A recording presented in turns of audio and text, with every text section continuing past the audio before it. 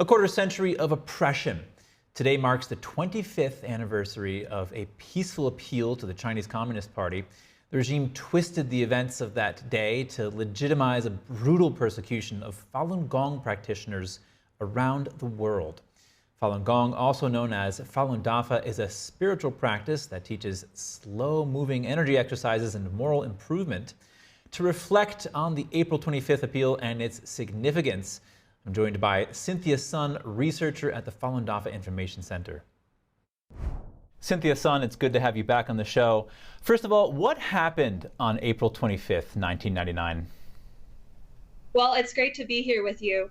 April 25th was a historic day. Most people in the West remember it as the day the persecution of Falun Gong started, but I think that's the wrong narrative.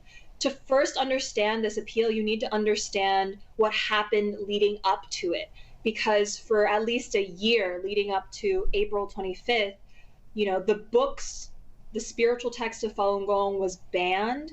There were newspapers coming out one after another that started defaming Falun Gong, even though for 7 years it was celebrated nationwide. 100 million people on every echelon of society was practicing it. Even, CCP, military, and people inside the system. So it was really strange that all of these things kept building and building. And so Falun Gong practitioners finally cracked. Tianjin practitioners were arbitrarily detained that week of April 25th. Basically, dozens of Tianjin practitioners who were just meditating were suddenly placed into detention without any reason as to why or how or what crime they committed.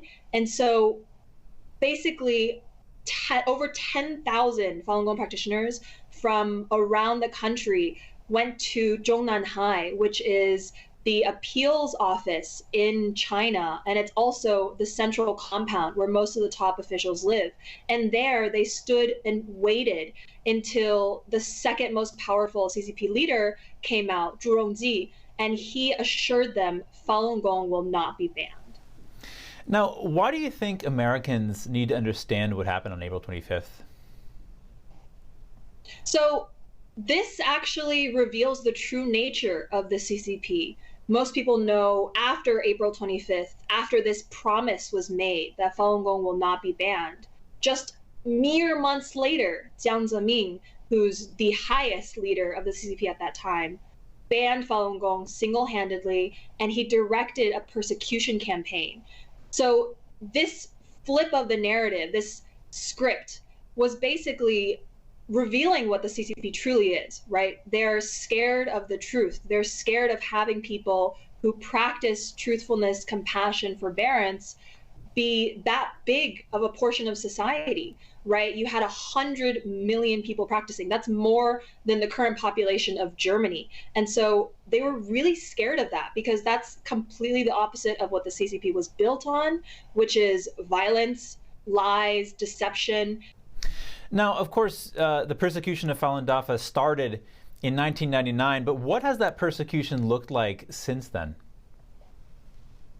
For 25 years now, since we're now in 2024, it's been a never-ending, horrific nightmare.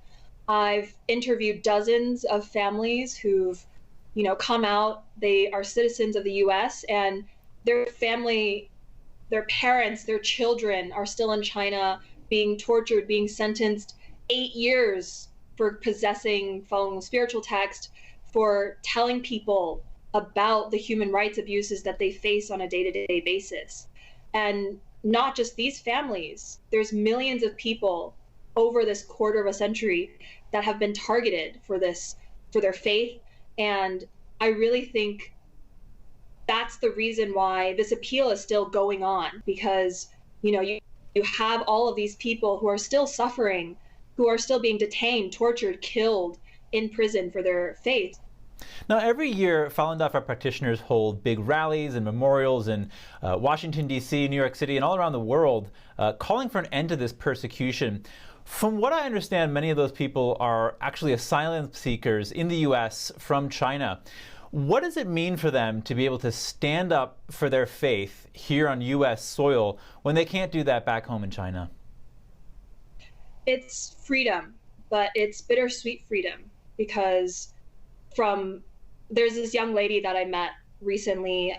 She's a mother and she's been in the US for 3 years now. And every parade that she's been in, she's cried from the start to the end because this is something that's so dreamlike for her. She's never been able to proudly stand on the streets of New York City and of her hometown to say that I'm a Falun Gong practitioner, this is what's happening to my community, and that's never been something that she even could do or even imagine to do back in China. And the fact that she can do it here is bittersweet because of course it's great that Americans are learning about it, but so many people in her hometown aren't able to learn the truth, and so many of her family members are still there.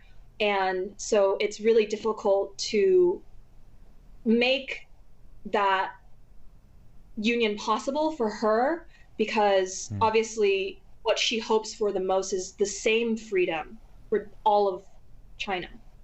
And just in closing here, Cynthia, what does April 25th mean for Falun Dafa practitioners and for the world today? I think it means faith, and I think it means hope, because like I said earlier, the appeal of April 25th has never stopped. We're not just asking for the release of Tianjin practitioners, we're now asking for the release of practitioners in over 20 provinces and municipalities.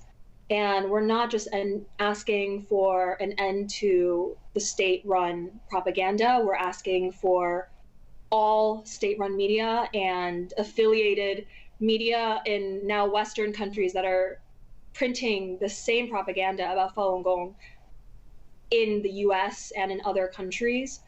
And we're not just asking for an end to repression against Falun Gong and discrimination, we're asking for an end to the persecution and the cold genocide. So I think it's continuing, and it's an even larger scale now with the amount of people that are coming forward and saying that truthfulness, compassion, forbearance is correct, and Falun Gong should not be persecuted. Incredible. Cynthia Sun, researcher at the Falun Dafa Information Center. Thank you so much. Thank you.